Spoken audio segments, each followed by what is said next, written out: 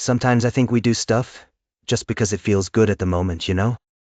Yeah, like how I always snack when I'm stressed. It's not like I'm hungry, but it calms me down. That's true. But the thing is, why does stress make you want to eat? Maybe there's something deeper going on. Like what? I really don't get it most of the time. Well, maybe eating gives you comfort. And that comfort helps you deal with the stress better for a bit. So your brain remembers that, and wants more of it next time you're stressed. Oh, so my brain is tricking me into thinking food will solve everything. Exactly. And once you realize this, you can start looking at other ways to feel better without reaching for snacks all the time. You could try taking a walk or doing some deep breathing exercises instead. Exactly. Once you understand why you're doing it, you can start replacing those snacks with something healthier or more productive.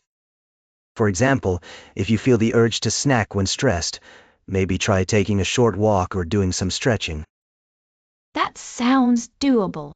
I guess I need to find alternatives that work just as well for me. Absolutely. The key is finding something that gives you the same kind of relief or satisfaction but isn't harmful. Like drinking water instead of soda, or playing a quick game instead of watching TV. I see what you mean. It's about finding a balance. Right. And consistency is important too. If you replace your habit every time it comes up, eventually your brain will get used to the new routine, and it won't be so hard anymore. So it's like training my brain to prefer these new things. Exactly. Over time, these new habits become second nature. You might even start enjoying them more than the old ones. Exactly. Over time, these new habits become second nature. You might even start enjoying them more than the old ones. That makes sense. But sometimes it feels like no matter what I do, I still slip back into old habits. Willpower plays a big role here. When you first start trying to change a habit, your willpower can be pretty strong.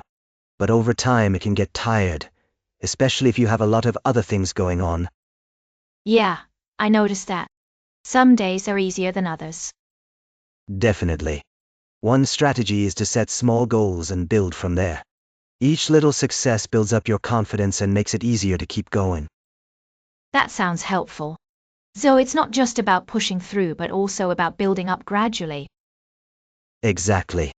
And remember, having support from friends or family can also make a huge difference. They can help you stay motivated and give you a boost when you're feeling low on willpower. Exactly. And remember, having support from friends or family can also make a huge difference. They can help you stay motivated and give you a boost when you're feeling low on willpower. That's true. But even with support, it can be hard to keep going after a while. Maintaining motivation is key. One way is to remind yourself why you started in the first place. Maybe write down your reasons and look at them often. Writing it down could help. I tend to forget my initial goals as time goes by. It definitely helps. Also, celebrate small victories along the way.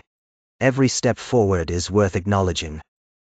Celebrating small wins sounds great. It would make the journey feel less daunting. Absolutely. And setting up rewards for yourself can also keep things exciting. For example, treat yourself to something nice after a week of sticking to your new habit. Rewards could be fun. I might actually look forward to making changes then. Exactly. Keeping it positive and rewarding makes it easier to stick with over time. Exactly. Keeping it positive and rewarding makes it easier to stick with over time. It really does. But sometimes my friends' habits can influence mine too. That's a big factor. Your social environment has a huge impact on both forming and breaking habits. If your friends are snacking all the time, it's harder to avoid it. True. I've noticed that. When we hang out, I end up eating more than usual. Being around people who support your goals can make a big difference. They can encourage you and help create an environment that supports your new habits. So finding friends who want to change together could help.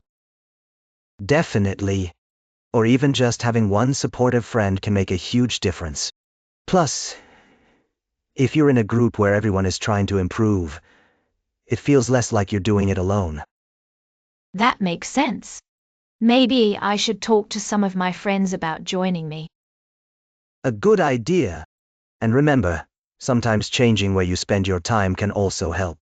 If certain places or groups trigger old habits, try spending more time in environments that support your new goals.